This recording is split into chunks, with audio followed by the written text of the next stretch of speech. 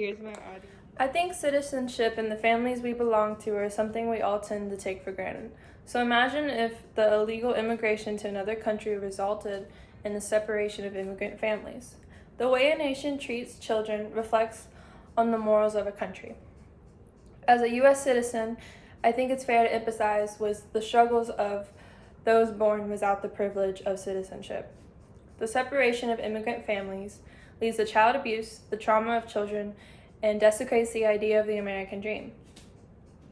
In this speech, I will discuss why and how the separation of immigrant families calls for action. Regardless of whether a problem affects you, a violation of what is right should not go unnoticed. The zero tolerance policy was implemented back in 2018 and ordered the prosecution of 100% of parents caught crossing the border with children. Policymakers knew this would result in a massive number of family separations, but decided this was a price they were willing to accept. Upon separation, many children are placed in detention centers in which conditions are inhumane. Caitlin Dickersons of New York Times states, children as young as 7 and 8, many of them wearing clothes caked with snot and tears, are caring for infants they've just met. He goes on to describe the conditions in which toddlers without diapers are relieving themselves in pants. Teenage mothers are wearing clothes stained with breast milk, and most of the young detainees have not been able to shower or wash their clothes since they arrived at the facility. Many children have even become victims to abuse and neglect in the care of the U.S. government. Matthew Haag of New York Times claims the federal government received more than 4,500 complaints in the last 4 years about sexual abuse towards immigrant children who were being held in government-funded detention facilities.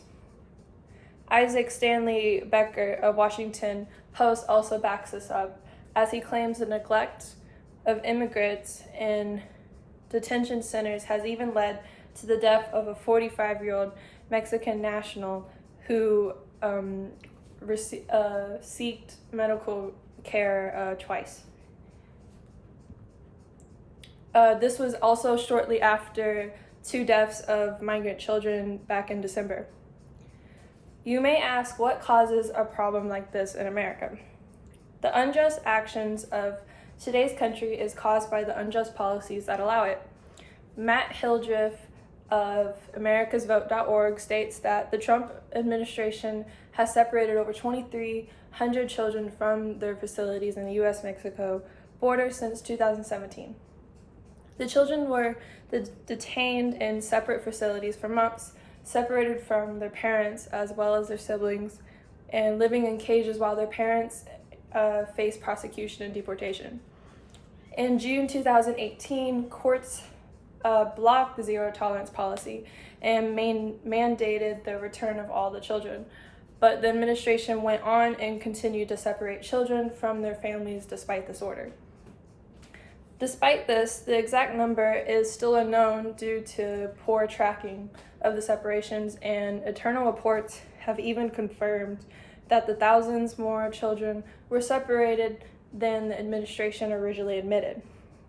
Ron Nixon of New York Times explains, the zero tolerance policy was supposed to serve as a deterrent to families traveling with children, but instead has only tarnished the morals of the American people.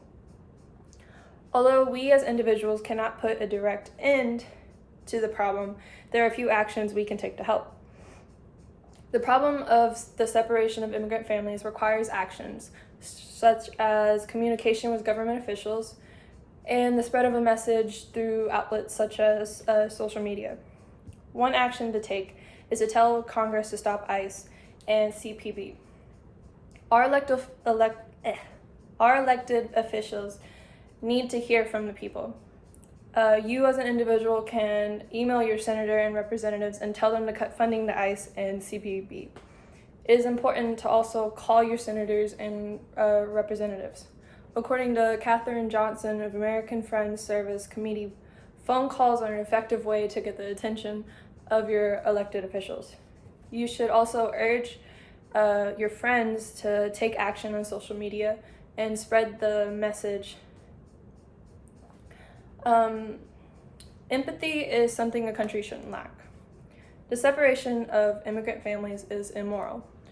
The unjust policies that allow the separation must be ended by citizen participation.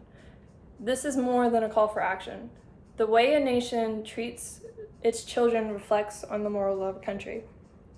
And it is not until we, as a country, treat children of all nationalities with humanity that the world will ever know peace.